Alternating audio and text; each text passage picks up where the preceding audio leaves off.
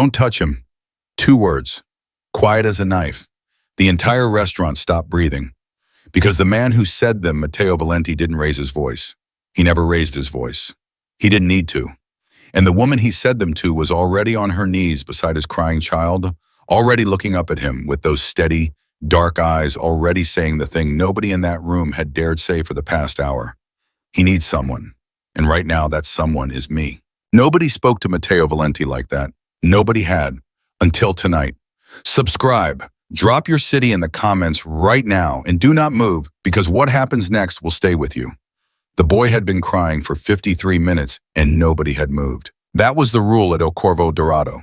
Unspoken absolute carved into the air of the place the way cold is carved into stone. You did not notice what happened at table 7. You did not look. You did not exist in the direction of Matteo Valenti unless he required it. And tonight what was happening at table 7 was a 7-year-old boy coming apart at the seams while his father sat across from him like a man who had forgotten how to move. Serafina Morano had passed that table 6 times. 6 times she had kept her eyes forward, her tray level, her face professionally blank. 6 times she had walked past the sound of a child trying to swallow his own grief and told herself it was not her table, not her problem, not her place. The 7th time something in her chest gave out. She set her tray on the nearest surface. She didn't think about it. She picked up a glass of warm milk from the counter. Her hands knew what her brain hadn't decided yet, and she walked to table 7. Serafina. Domenico's materialized at her shoulder, his voice stripped to a frequency only she could hear. If you take one more step toward that table, I will fire you before you reach the chair. She took the step. That's Matteo Valenti, he hissed. I know who it is. Then you know, his son is crying. She said it without turning around. He's been crying for almost an hour. Somebody has to do something. She heard Domenico make a sound behind her, the sound of a man watching someone walk towards something he can't pull them back from. She kept walking. The closer she got, the worse it was. The boy, dark curls, red-blotched face, small shoulders, shaking with the effort of staying quiet, had both hands pressed over his mouth, trying to disappear. 7 years old and already an expert at apologizing for his own pain. She had been that child. She stopped at the table. Matteo Valenti looked up. She had told herself she was ready for his eyes. She was not ready for his eyes. They were not the eyes of a dangerous man. Not in this moment. They were the eyes of a man standing in a burning room with no door watching the fire and unable to do a single thing about it. I didn't ask for that, he said. His voice was quiet, the quiet that had edges. I know, she said. It's for him. She didn't wait for a response. She crouched beside the boy's chair and down to his level, small and close and non-threatening, and she said, "Hey." The boy's hands dropped from his face. He looked at her. His eyes were his father's, same dark, same depth. But where his father's were armored, his were wide open, completely unprotected, full of something so enormous, she felt it hit her in the chest like a wave. "Hi," he whispered. "I'm Serafina. I brought you something warm. That much crying is exhausting work." He blinked at the milk. "How did you know it should be warm?" "My mom always said warm was better when everything felt terrible." She kept her voice easy, real. The way you talk to someone standing on a ledge, no drama, just present. "I'm Serafina. What's your name?" "Leo." "Leo." She said it like she was filing it somewhere important. "How old are you?" 7. 7 is hard, she said. He almost smiled. The muscle memory of it flickered across his face and didn't quite make it, but she saw it. "You were 7 once." "I was, and I had nights like this one." She paused. "My mama died when I was 9, so I know a little bit about this kind of night." Leo went completely still. The shaking stopped. He was looking at her with the total absorbed attention of a child who has just realized the adult in front of them might actually understand what they're talking about. "It was her birthday today," he said. "She would have been 37. Serafina's breath caught. She held it. "That's a hard day. Papa brought me here because she loved it here." His voice cracked on the last word, split clean down the middle. "But she's still not," he couldn't finish. "She's still gone," Serafina said. The real word, not past, not lost, the true one. Leo flinched like she'd pressed on a bruise. Then immediately after his face changed, some terrible tension releasing because someone had finally said the thing as it was. "It doesn't make sense," he whispered. "She was just here." "It doesn't make sense," Serafina agreed. "And anyone who tells you it does is lying to feel better about it." Leo stared at her. "Does it stop?" She thought about lying. She thought about every comfortable lie she'd been told at 9 years old and how much she'd hated every single one of them. "It doesn't stop," she said honestly, "but you get stronger, strong enough to carry it without dropping everything else." Leo absorbed this. His hand found the glass of warm milk and wrapped around it both palms the way children hold things they need to hold. He drank. Over the rim, his eyes moved to his father. Something wordless crossed between them, the language of two people who have been surviving the same thing. Then he looked back at her. "Will you stay?" he said. "Just for a little while." She felt Matteo's eyes on her before she looked up. And when she did, when she met that gaze across the table, she saw it again. That burning room look. But underneath it now, something else.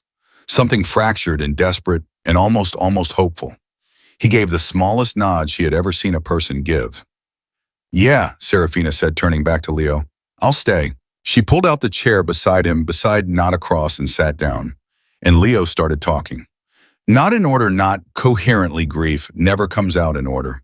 He talked about his mother's terrible pancakes and how she refused to admit they were terrible. About the way she sang every song with the wrong lyrics and laughed about it. About how she smelled like cedar and orange always, even in winter. Serafina listened, just listened. Didn't offer, didn't fix, didn't redirect, just received. And Matteo Valenti sat across from them and said nothing and watched, and something was happening behind his eyes that she was careful not to look at, directly the way you don't look directly at the sun. When Leo's glass was empty, he yawned a full-body helpless yawn that converted him from a grieving child into simply a tired one. Serafina stood. She straightened his collar without deciding, to the automatic gesture of someone who had done it 10,000 times in another life she hadn't lived yet. She caught herself a half-second late. Matteo had seen it. She stepped back. Professional, clean. "Good night, Leo." "Thank you," Leo said, all the way down. She turned to go. "Wait," Matteo's voice, low, particular. The voice of a man who didn't use that word often. She turned. "Your name," he said. "Your full name." "Morano, Serafina Morano. How long have you worked here?" 3 years. A pause. He was looking at her the way she imagined he looked at everything, completely missing. Nothing. Before that, other places. She held his gaze. "Is there something I can bring you?" The corner of his mouth moved. The acknowledgement of a deflection from a man who was very familiar with them. "No," he said. "Sit down." It was not a request. She sat. Up close, he was different than the restaurant made him. Not softer, but more present, like a man who had been performing control for so long, he'd forgotten what his face looked like when he stopped.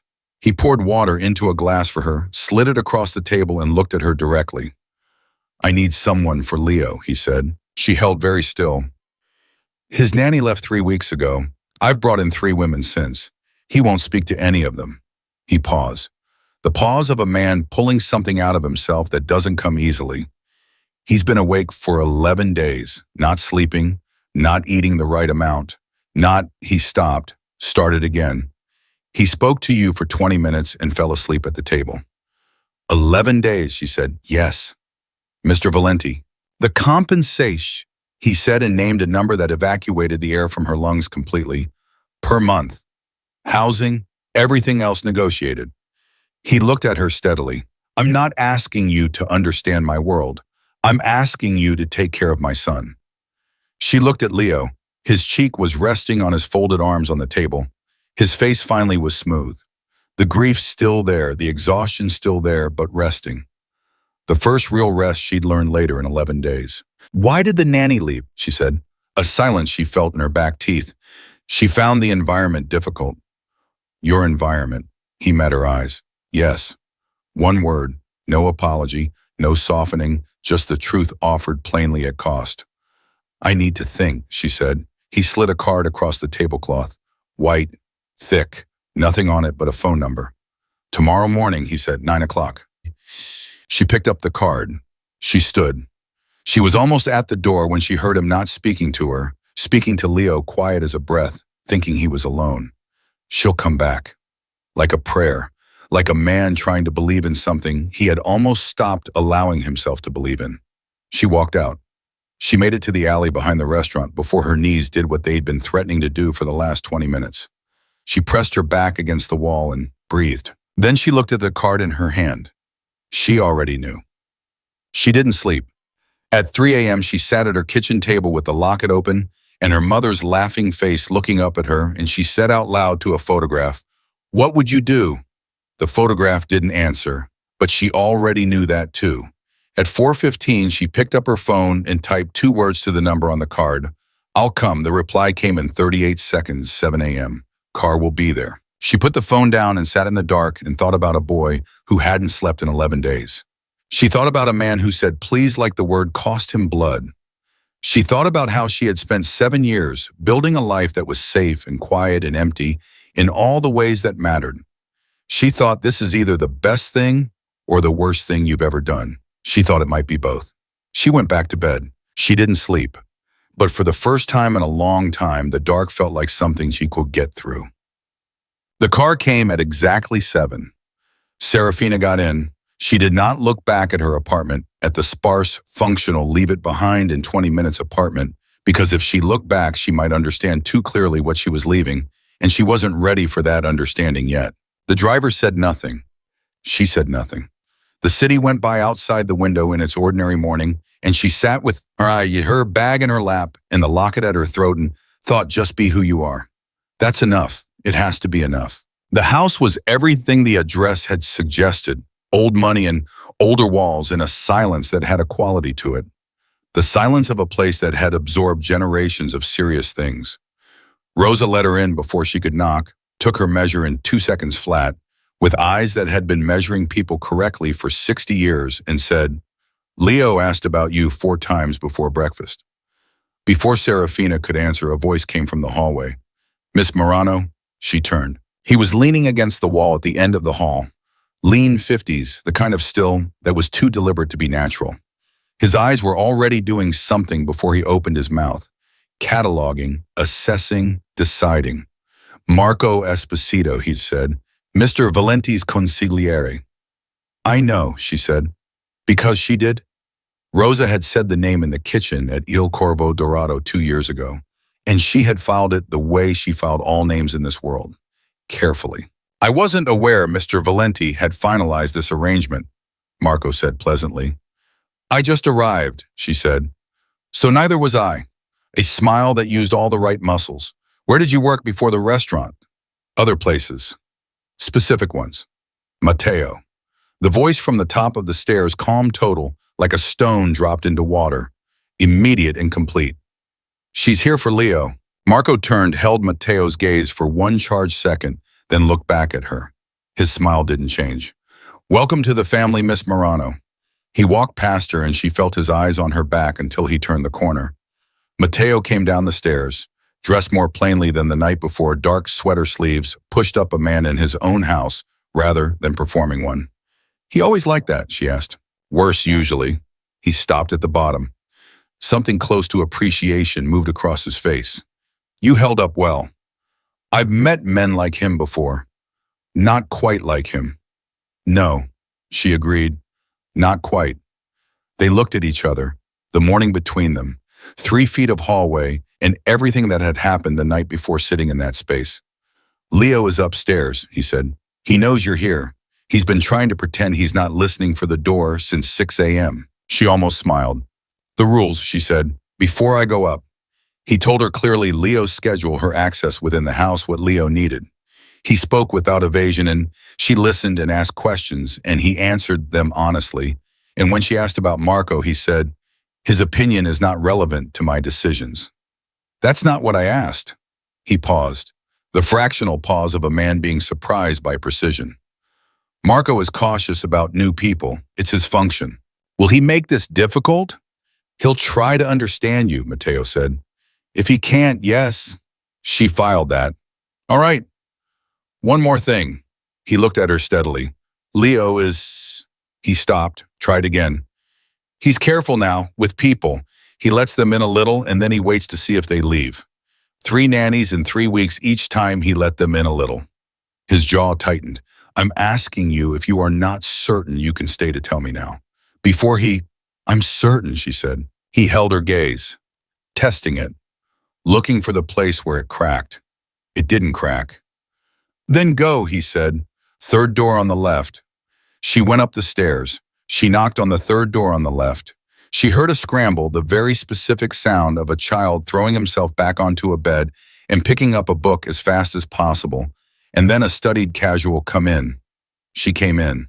Leo was lying on the bed with a book held upside down. He looked at it. He looked at her. He turned the book right side up. I knew it was you, he said with great dignity. I figured, she said. I wasn't listening for the car. Of course not. Or for your footsteps on the stairs. Why would you do that? He abandoned the pretense entirely and sat up. You came back. I said I would. He looked at her with those 7-years-old going-on ancient eyes. People say things, he said. And there it was, the whole history of the last 3 weeks in 4 words. Every person who had said things and then proved that things were just sounds. She walked to his bed and sat on the edge. I'm not people, she said. I'm Serafina. There's a difference. Leo looked at her for a long moment. Then slowly a real smile broke across his face, small and careful and completely genuine, the most valuable thing she'd seen in months. Okay, he said. Now. She looked at the drawings covering every available surface. Tell me about these. He told her. For the next 2 hours, Leo Valenti talked and Serafina listened, and outside the door, the world ran its complicated machinery, and in that room, none of it mattered at all. Marco found her on day 4, not dramatically the way real threats never are. She was in the kitchen, 7 a.m. first cup of coffee, barely started, and he was already there standing at the table with a printed photograph in his hand, and the pleasant face that she had learned was his most dangerous face. Good morning, he said. She saw the photograph before she could stop herself seeing it. Her, 17-years-old Granny, clearly pulled from something old and badly digitized. Her stomach turned to ice. Her hands poured coffee. Routine background, Marco said. Standard for new staff. He set the photograph on the table between them. The name Morano is common, but a Serafina Morano your age, your description. I can only find records going back 7 years. Before that, he tilted his head. Nothing. She said, nothing. His smile, just making conversation. Then I'll let you get back to it. She picked up her coffee. She walked out. She made it to the back hallway before she stopped walking, pressed her shoulder blades against the wall. He doesn't have everything yet. The thought was cold and precise. He knows there's a gap. He doesn't know what's in it. He's waiting to see if you run. She would not run, but she had maybe 48 hours before he found the rest. She went upstairs and helped Leo practice reading, and when he got every word right, she told him he was brilliant, and he said, I know, with complete sincerity, and she laughed a real laugh, surprised out of her, and Leo looked so pleased with himself that she had to look away before she showed him how much that laugh had cost her. At noon, Matteo appeared for lunch. He looked at her face across the table and said nothing, but she saw him make a note. After Leo went for his rest, Matteo said, walk with me. They went to the study. He closed the door. Marco showed you something, he said, not a question. A photograph, she said, and a gap in my records. He's going to find what the gap contains. She looked at him. I want to tell you myself before he does. Something shifted in his expression, not surprise exactly. Readiness. Tell me. She said it plainly. My name before 7 years ago was Anna Petrocelli. The silence that followed was the loudest silence she had ever been inside. Matteo stood very still. She watched his face run its calculation fast-layered, connecting what he knew about the Petrocelli family, about Dante Petrocelli's alliance with the Falcones, about what it meant that this woman was in his house with his son. She watched him connect every point. When he spoke, his voice was exactly as controlled as it always was, which told her how hard he was working. Dante Petrocelli's daughter. Yes, in my house. I know how it looks. Tell me how it actually is, he said, not hostile, not yet, from the beginning. So she told him. The alliance her father had built with the Falcone family. The man she had been meant to marry, 51 years old, 2 previous wives, no explanation for where they'd gone. The night she had said no, and her father had said she didn't have the option. The $40 and the bus ticket and the locket and the 7 years of building Serafina Morano out of nothing. Matteo listened without interrupting. He stood at the window with his back slightly angled toward her, thinking, not dismissing, and when she finished, he was quiet for what felt like a very long time. "Why the restaurant?" he said. "I needed work. Il Corvo Dorato pays well and asks few questions if you're good." She paused. "When I saw your name on the reservation that night, I saw Valenti, and I thought, stay invisible. Do the job. Do not exist near that table." But Leo was crying, she said. Another silence. Different quality. "Marco is going to walk through that door," Matteo said slowly, "and tell me you're a security risk, that you're a plant, that the crying child was staged and the whole thing was engineered." "I know." "Was it?" "No." She held his gaze. "You watched me with Leo for 20 minutes in that restaurant. You watched me the whole time. You tell me if it was staged." He looked at her for a long moment. "No," he said finally. "It wasn't." He turned from the window. "There's something I need you to do, and I need you to trust me." He held out a phone, a different one, flat, nondescript. "Call your father." Her whole body went cold. "Oh, you saw him?" "No." "Serafina, you don't know what you are asking." "I know exactly what I'm asking." He moved closer, not crowding, standing with her the way he did when he had decided something. "If Marco found you, your father is close behind. We control the call now, or he controls everything later." She stared at the phone. She thought about her father's voice. 7 years of silence between them, and she could still hear it perfectly, the particular timbre of a man who loved his daughter the way he loved everything strategically, conditionally as a piece to be moved. "What do I say?" she said. "That you're somewhere safe, that you're not coming back." "Make him show his hand." She took the phone. She dialed. 2 rings, then, "Who is this?" 7 years collapsed into a single second. "Papa," she said. "It's Anna." A silence she felt in her spine. "Anna." Her father's voice, unchanged, warm in the particular way of a man who uses warmth like a tool. "Where are you, Samian?" "Somewhere safe," she said. "I heard you'd been looking. I'm calling to tell you to stop." A pause, then gently the gentleness of a man who finds a situation amusing rather than alarming. "You don't give me instructions, Anna." "I'm not coming back," she said. "I'm not coming back," she said again. Each word separate and clean and final. She ended the call. Her hand was shaking. She let it shake. After a moment, she put the phone on the desk and looked at Matteo and said, "He'll move faster now. I'm sorry." "Don't be," he said, and then quieter. "You sounded different than I expected." "Different how?" "Stronger." He looked at her steadily. "Then I think he expected too." Before she could answer, footsteps in the hallway. Marco knocked once and came in the way Marco always came in, reading the room in one sweep, finding the significant information in the arrangement of 2 people. He looked at Serafina. "You told him." "She did," Matteo said, "before you could. Sit down, Marco." Marco sat. He crossed one leg over the other and looked at Serafina with the expression of a man who has made a decision and is now managing its consequences. "You understand what she is," he said to Matteo, "in this context, in this house." "I understand who she is," Matteo said. "Those are different things." "Are they Petrocelli's daughter in your house with access to Leo?" "She ran from her father," Matteo said. 7 years ago, changed her name, built a different life. Those are not the actions of a plant. They are exactly what Marco. The single word, the shut door. I've made my assessment. Marco was quiet for a moment. Then he looked at Serafina, direct, honest, the pleasantness stripped away for the first time. "Leo trusts you," he said. "I have watched that child for 7 years. I know what it looks like when he trusts someone." A pause. "That doesn't make you safe, but it matters to me." He stood. "It matters." He left. She exhaled. Matteo looked at her. "He's coming around," he said. "He's calculating," she said. "That's different." Matteo almost smiled. "With Marco, they're the same thing." He moved toward the door. "There's one more thing I should have told you when you first arrived." He stopped, hand on the door.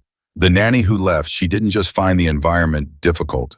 She received a message from someone outside this house, warning her away. Serafina went still. You don't know who sent it. I have a suspicion, he said. I didn't know then whether that suspicion pointed toward your father or someone closer. He looked at her. Now I think it was your father, testing the perimeter, seeing what was here. He knew I was here, she said, before Marco's search. Yes. The weight of that settled. Her father had known, had been circling, watching, waiting, not for her specifically, maybe but close enough. Close enough that when she walked into that restaurant and knelt beside that child, she had walked into something that had already been arranged around her without her knowing. Or maybe she had walked into something that had nothing to do with any of it, and she was the one connecting dots that didn't connect. Am I safe here? She said. The plainest question she had ever asked anyone.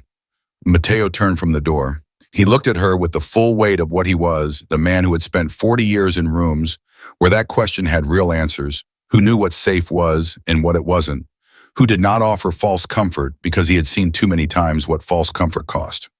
Yes, he said. While you're inside these walls, yes. She nodded.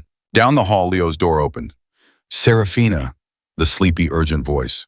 Are you still here? She looked at Matteo. Go, he said. She went. And behind her through the closed door of the study, she heard him pick up his phone and begin quietly to rearrange things. Day 14, 6:50 a.m. She found the second photograph herself. It was slipped under the front door sometime in the night, not a message, not a note, just a photograph. The house, shot from the street. In daylight, which meant daylight yesterday, which meant someone had stood on the public sidewalk outside Matteo Valenti's home and taken a photograph without being stopped.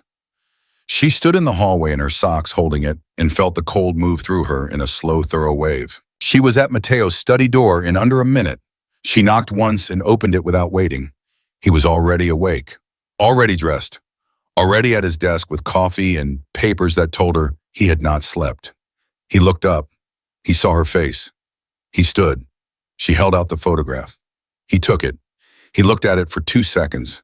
His face did nothing, absolutely nothing, which was worse than any expression would have been. When, he said, under the door, sometime last night, he set the photograph down and picked up his phone. 2 calls, back-to-back, brief and surgical Gino, first the house security, then someone whose name she didn't catch, but whose response she could hear through the phone, tight and immediate. When he put the phone down, he looked at her. This is your father, he said. Yes. He's showing me he can move on this house. He's showing you he can, not that he will not yet. He wants you to hand me back voluntarily. If you hand me back, he has something to offer the Falcones, and he doesn't have to escalate. She looked at him. This is a negotiation, not an attack. I don't negotiate with Petrocelli. I know. She held his gaze. So we need to move before he decides negotiation is done. Matteo looked at her for a moment. Then he said, what do you know about the ledger? She went still. Your father's ledger, he said. A physical record. His private system. We've known it exists for 3 years. We've never been able to locate it. I've held it, she said. I transcribed entries once. I was 19. He thought I didn't understand what I was writing. Did you? Well, I mean, enough. I understood enough. The key, he said. There's a key, small, flat, engraved with a 6-digit number that looks decorative. The memory surfaced with perfect, terrible clarity, a drawer in her father's desk, a Tuesday afternoon looking for a pen. I know where it was 7 years ago. Show me. Matteo. Not you going in, he said, immediately reading her face. My people. You tell me everything and my people? Your people don't know which stairs creak, she said, or where the cameras are, or that my father sits in his office until 2 a.m. on the 15th of every month because of an accounting tradition, Elena. She stopped. Wrong name. Because of something old. A silence. You said the 15th, Matteo said slowly. Yes. Today is the 14th. The number landed in the room and they both felt it land. He'll be out tonight, she said. Dinner. He always has dinner with the Falcone representatives on the 14th. 2 hours minimum. It's ritual. Matteo looked at her for 5 seconds. Then he picked up the phone. He didn't say her name again. He just started talking, and what came out of him was fast and specific and entirely decisive. And she stood in his study and listened and thought, this is who he actually is, not The man at the kitchen table, this man. Both of them, the same person. It took 11 minutes to set in motion. When he put the phone down, he looked at her differently. Not harder, more completely. Like the last layer of distance between what he showed and what he was had quietly dissolved. Your father, he said. What does he want back most, the ledger or you? The question was not cruel, it was practical. She answered it practically. Me, she said. The ledger is strategic. She thought about the right word. I'm unfinished business. Men like my father don't tolerate unfinished business. Then tonight we finish it. She nodded, and then her phone buzzed in her pocket. Unknown number. She looked at it. She looked at Matteo. She answered. Anna, her father's voice. And this time, the warmth was gone. She was hearing the thing underneath the warmth, the thing that had always been underneath the thing she had spent 23 years learning not to look at directly. I've been very patient. You've been very present, she said. I found your photograph this morning. I want the ledger. You'd like it back, she said. You don't get to want things from me anymore. A beat. Anna, my name, she said clearly, is Serafina. The ledger is not your concern right now. Your concern is the Falcones and what they'll do when they understand exactly how your arrangement with them has been documented. She was making this up in real time, building it from what she'd been told and what she knew and what she suspected. But she felt Matteo's eyes on her, and she felt him decide to let her run with it, and she ran. Walk away from this house. Walk away from this city's interest in where I am. Do that, and the ledger stays private. Silence. You have 24 hours to think about it, she said. She ended the call. Matteo was looking at her. You don't have the ledger yet, he said. He doesn't know that. Another moment. And then something happened that she had not seen before. Matteo Valenti laughed. Not big, not performed, small and real and surprised out of him. God, he said, like the word was something he'd found in his pocket he'd forgotten was there. She felt it move through her like sunlight, and then they both heard it. Leo's door. Footsteps. The particular sound of a child moving with quiet urgency who did not want to be heard. They looked at each other. Then Leo appeared in the study doorway in his pajamas, with his hair pointing in several directions, and his face showing very clearly that he had heard more than he was going to admit to hearing. I had a bad dream, he said. Come here, Serafina said. He crossed the room without hesitation and sat beside her on the study couch, pressing his side against hers with the absolute trustingness of a child who has decided. She felt his warmth through her sleeve. Matteo looked at them. His son leaning into Serafina Morano, Serafina Petrocelli, with the completeness of someone leaning into the thing that holds him up. His jaw moved. Are you both okay? Leo asked. He was looking at his father. We're okay, Matteo said. Is something happening? Adult things, Serafina said. Nothing you need to carry. Leo leaned his head against her shoulder. He looked at his father again. Papa, he said, she's good. I just want you to know that. In case you were wondering. The study was very quiet. Matteo looked at his son, at this child who paid attention to everything and protected everyone he loved, and at 7 years old knew exactly what the room needed to hear. I know, Matteo said. His voice came out rougher than he intended. I know that, Leo. Leo nodded, satisfied. He closed his eyes.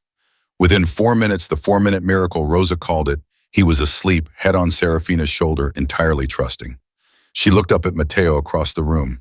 He was looking at his son's face, then at her. Thank you, he said, the real kind, the kind without a performance around it. Don't thank me, she said. Just make sure the ledger is where I told you. He nodded. He stood. He was at the door when he stopped. The drawing, he said, the one he made you last week. She looked at him. He showed it to me, Matteo said, the word he wrote under the figure. He paused. I want you to know I didn't put him up to that. He made that decision entirely on his own. She looked down at the sleeping child against her shoulder. I know, she said. How do you feel about it? She thought about the right answer. She thought about the honest answer. Like I don't deserve it yet, she said, and like I'm going to spend every day trying to. Matteo held her gaze. His face was doing that unguarded thing it did when it was just them, when the armor was off, and the man underneath was simply present and complicated and real. That's how I know it's exactly right, he said. He left. She sat in the dark study with Leo sleeping against her shoulder, and the city outside moving through its night, And somewhere in this house, things being set in motion that could not be unmade, and she felt not afraid, ready, for the first time in 7 years, simply ready. His people moved at 11 p.m. She knew the moment it happened because Matteo appeared in the kitchen doorway where she was sitting with a book she wasn't reading and said, "They're in," and she put the book down and said, "Okay." And they both sat down at the kitchen table and waited. Neither of them pretended to do anything else. "Tell me about her," Serafina said. Matteo looked at her. "Elena, if you want to." A long pause. She watched him decide. She was... He started and stopped. Tried again. She laughed at the wrong moments. At funerals, at very serious meetings, a silent laugh, she'd press her hand over her mouth, but her whole body would shake. He looked at the table. "She was the only person in my life who made the whole thing feel..." He stopped. "Less like a war." "Leo said you used to be different," Serafina said, "before she got sick." Matteo looked up. He said you're starting to look like that again." She held his gaze. "I thought you should know." Something moved across his face, struck through and rearranged by a child's observation delivered secondhand at midnight in a kitchen. He looked away for a moment. When he looked back, he was more exposed than she had ever seen him.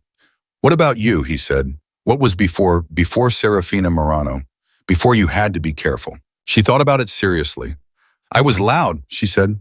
"I had opinions about everything. I argued at the dinner table." She half smiled. "My father used to call me the inconvenient one. He meant it as a criticism. I took it as a compliment." "You still have the opinions," Matteo said. "I learned to keep them quiet." "Don't," he said. She looked at him. "I mean that," he said. "Whatever you've been keeping quiet in this house, you don't have to keep it quiet." She looked at him for a long moment. Then she said, "Your consigliere has been making phone calls he didn't tell you about." Matteo went still. "Say that again." 3 days ago, before I'd been here 2 weeks, I overheard Marco on the phone in the back hallway. Low and fast and urgent, the way people talk when they're reporting to someone. I didn't hear the words, but I heard the tone. She held his gaze. "Today, when he came into the study, his face when he looked at me, he knew more than your background search would have told him." Silence. Matteo's jaw was doing the thing it did when he was making a decision quickly and quietly. He stood. He walked out of the kitchen. She sat for 10 seconds. Then she got up and followed him. Marco was in his office at the end of the hall. She hadn't known it was his office until now the doorbell half opened, the lamp on. Matteo walked in without knocking. She stopped at the door. Marco looked up. He saw Matteo's face. He saw Serafina in the doorway. He closed his laptop. "When did Petrocelli contact you?" Matteo said. A silence that had its own weight. Then Marco said, 4 days ago. Matteo let that sit. "What did he offer?" "He offered to remove her quietly," Marco said. "No confrontation with this house. She would simply not be here anymore." He looked at Serafina. He presented it as a service. "And you told him..." "I told him no." Marco's voice was flat. "Immediately, and then He stopped. "And then you didn't tell me," Matteo said. "No." Marco held his gaze. Not defensively, with the honesty of a man who knows he made a decision and is prepared to own it. "I thought if I told you, you would react from..." He paused, chose his words. "Emotion, rather than strategy. I thought I could manage it myself. By making a judgment call about my household," Matteo said, "without telling me someone had contacted my consigliere about removing a member of it." "Yes." "Without telling me someone had made contact at all." "Yes." The room was very quiet. Serafina stood in the doorway and watched 2 men who had been inside the same walls for 22 years look at each other, and she understood that what was happening between them was not a fight, it was a reckoning. The kind that comes when trust is tested and found to be slightly different shape than expected. "Why are you telling me now?" Matteo said. "Because your people have the ledger," Marco said. "Because Petrocelli's position with the Falcones changes tonight. Because..." He stopped, looked at Serafina. Something in his face shifted, something private and complicated. "Because I watched Leo yesterday afternoon. In the garden. He found a bird, a small one, stunned, flew into the window. He sat with it for 40 minutes until it flew away. He talked to it the whole time. His voice was careful, even. He hasn't done anything like that since his mother died. He looked back at Matteo. She did that. He didn't indicate her. He didn't need to. Whatever I thought about her reasons for being here, she did that. The room held what he'd said. Matteo looked at Marco for a long moment. Then, "You're going to tell me everything from this point. Every contact, every concern, every calculation you think I'm making with emotion rather than strategy. You tell me and then I decide. Not you." "Yes," Marco said. "We're clear." "We're clear." Matteo turned and walked back out. As Serafina moved to follow, Marco said quietly, "Miss Morano." She stopped. "He cried," Marco said. "Just that. 3 words. When Leo made you that drawing, Matteo cried. In his office. I heard it through the door, and I stood in the hallway and I—" He stopped. "I haven't heard that man cry since the night Elena died." He looked at her steadily. "I don't entirely trust you. I want to be honest about that. But I believe you're here for the right reasons. And for this family," he paused, "that matters more than my trust." She nodded. She walked out. In the hallway, Matteo was waiting. "I heard him," he said. "I figured. The part about the crying," he said it without looking at her, "that's accurate for the record." She looked at the side of his face. "I know," she said. He looked at her then, and in his eyes was something she had been watching build for 2 weeks. Something that had started as relief and had become something much larger and much more specific, and neither of them was ready to name it yet, but they were both standing very close to it. His phone buzzed. He looked at it. His face changed. "They found the key," he said. She exhaled. And he looked up. "They're in the house." Well, they waited. She sat on the kitchen floor with Leo, who had woken at midnight for no clear reason and refused to go back to sleep unless someone sat with him on the kitchen floor, which was a new development, playing an incomprehensible card game Leo had invented with rules that changed every 3 minutes in his favor. Matteo sat against the counter above them.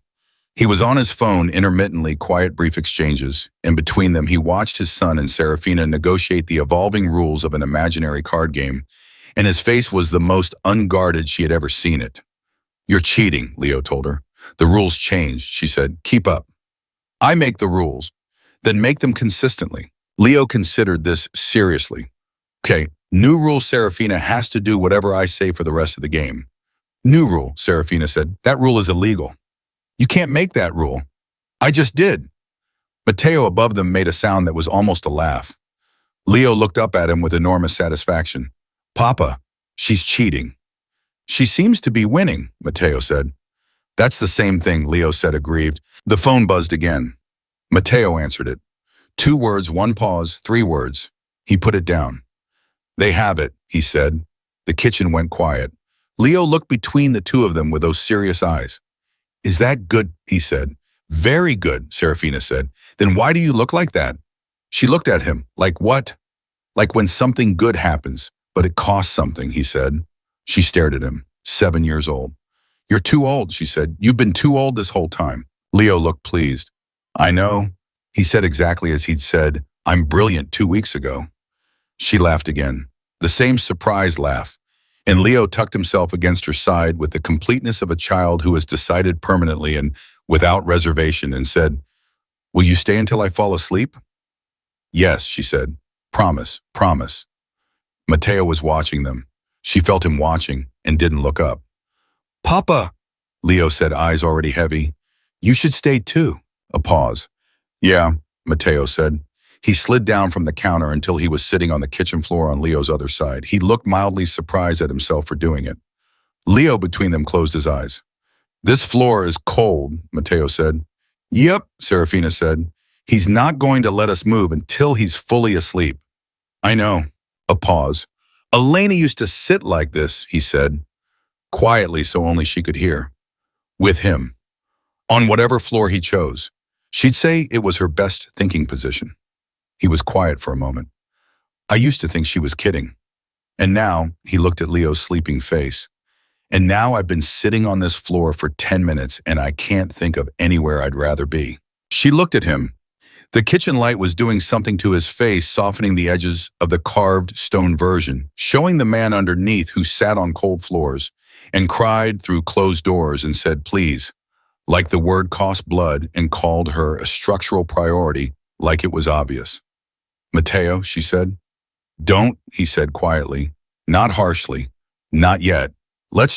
He gestured slightly at Leo between them. Let's just be here for a minute. She understood. Okay, she said. They sat on the cold kitchen floor with Leo sleeping between them and the house quiet around them, and the city moving through its night outside and the ledger in the hands of people they trusted, and her father with a deadline counting down. And she thought, this is what I ran toward, without knowing it, for 7 years. This is exactly what I was running toward. Her father called it dawn. 6:43 a.m. She was already awake, sitting at the window with coffee, watching the sky go from black to the particular gray that comes just before color. When the phone rang, she looked at it for one breath and answered. You took something from me, he said.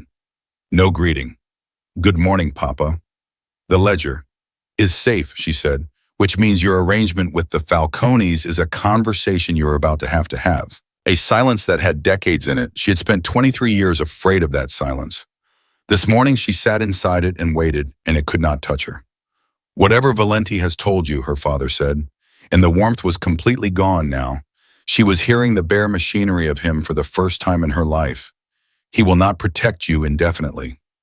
Men like him protect assets. When you stop being useful, I'm not an asset, she said, to him or to you. I stopped being an asset the night I left. She paused. But I'll tell you what I am, since we're being honest for the first time. I'm a woman who walked into a restaurant and knelt beside a crying child and decided to stay. That's the whole story.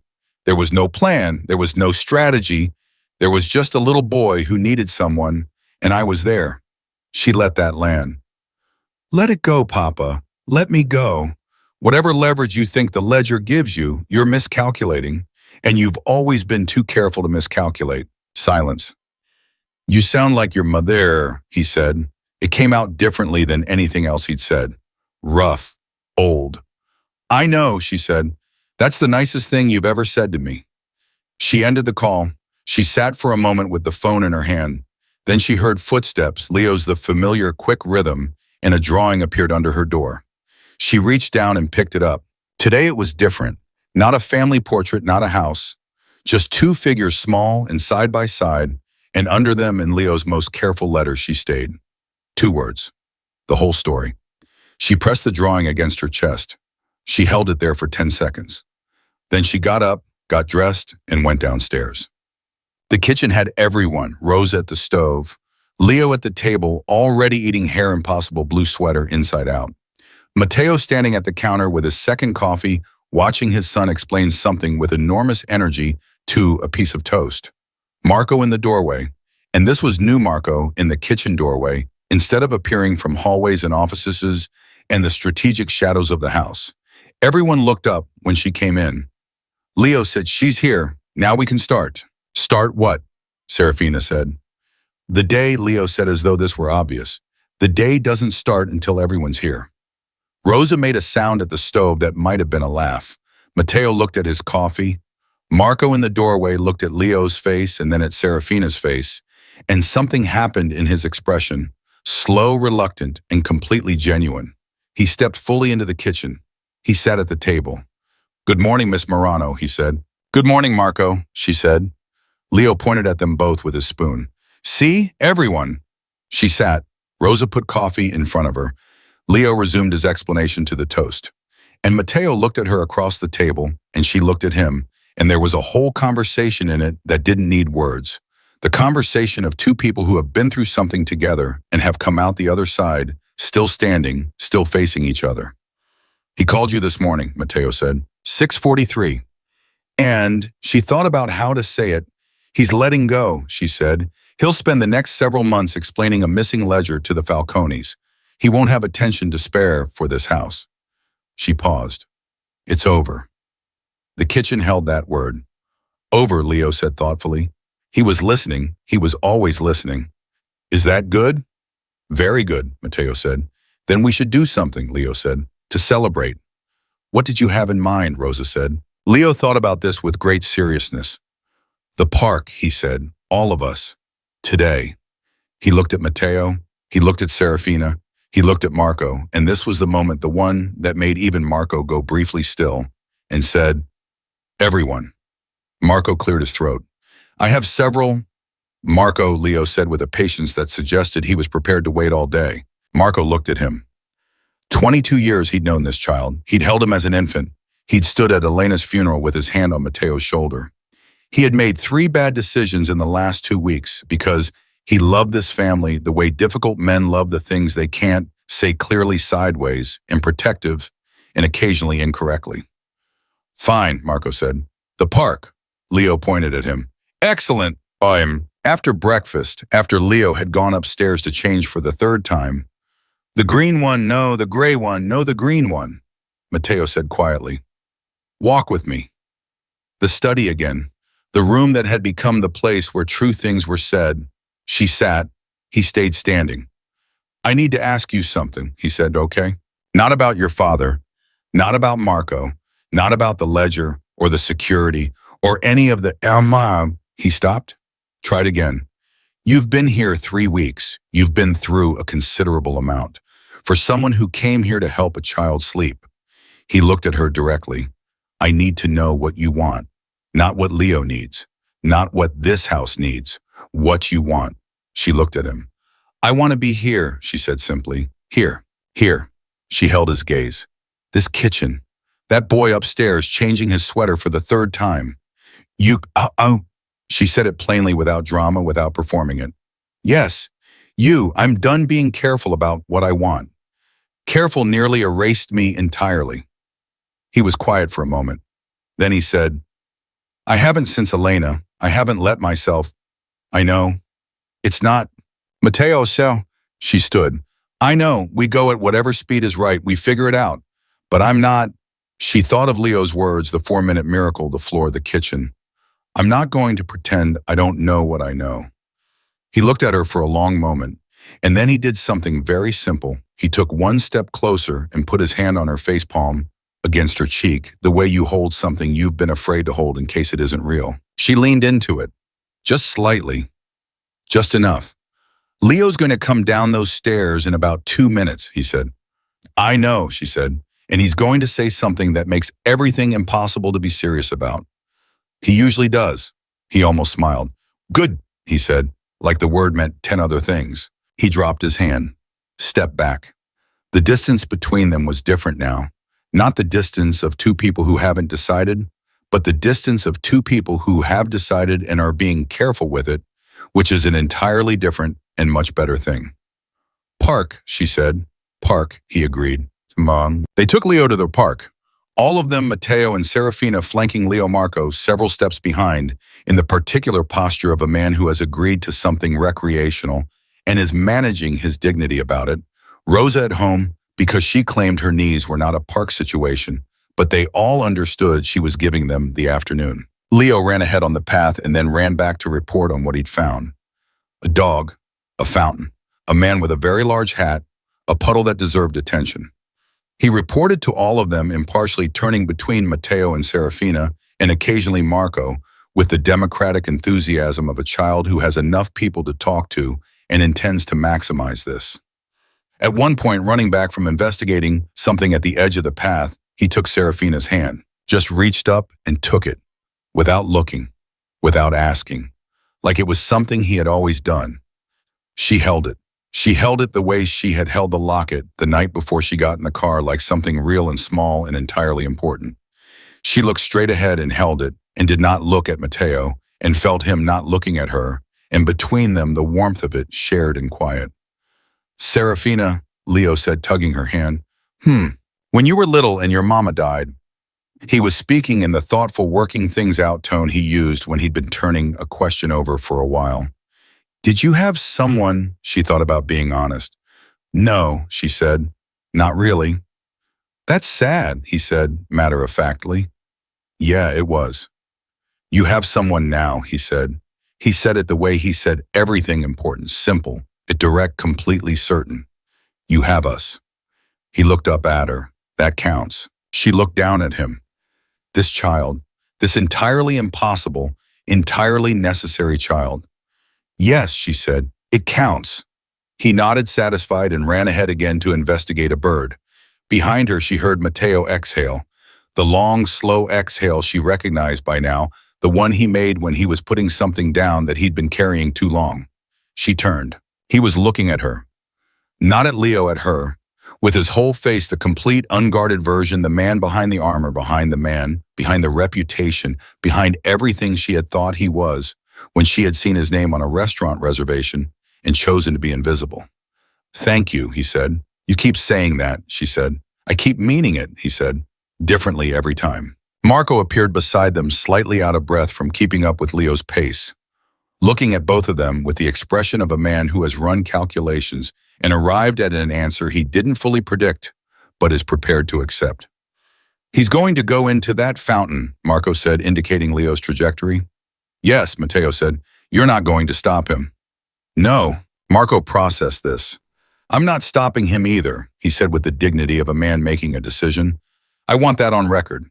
Leo made contact with the fountain at that moment with tremendous enthusiasm and no regrets.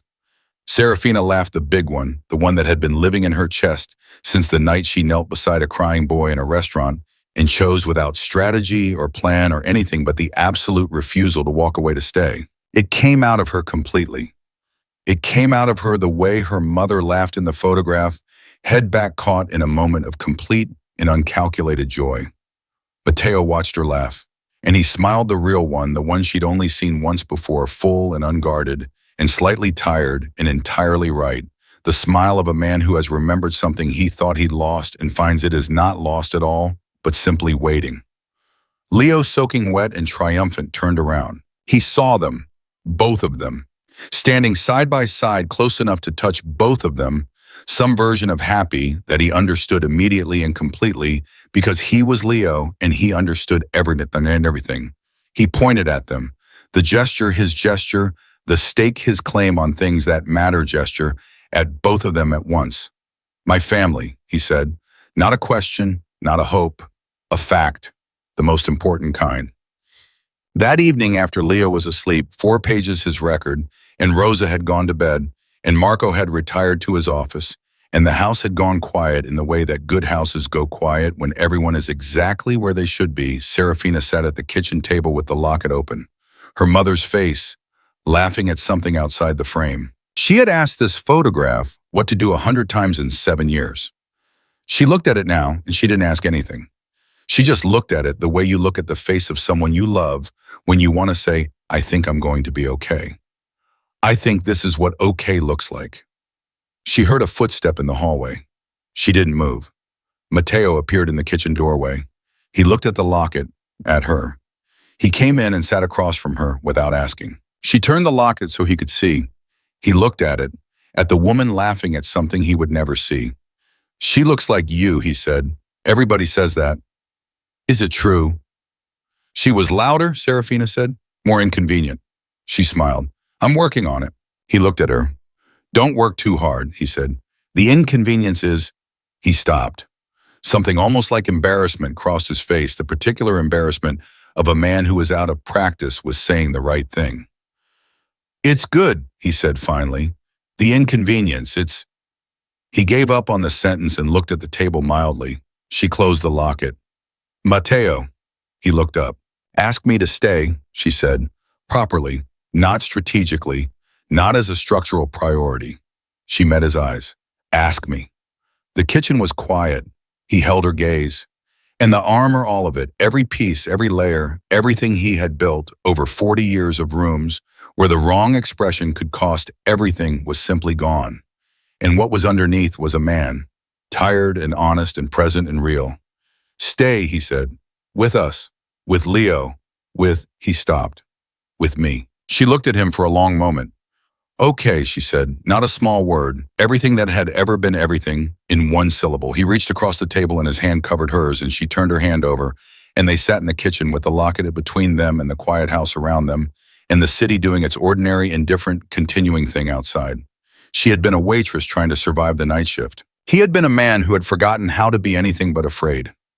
A child had cried for 53 minutes in a restaurant, and a woman had made the choice to kneel, and the whole shape of 3 lives had turned on that single unremarkable, irreversible act of refusing to walk away. She had walked in for Leo. She was staying for all of it, the kitchen table, the cold floor, the 4 pages it took, the real laugh, the hand that found hers across the table, the boy who said my family like a fact he had simply been waiting for everyone to catch up to. She was staying, and this time she was never going to stop.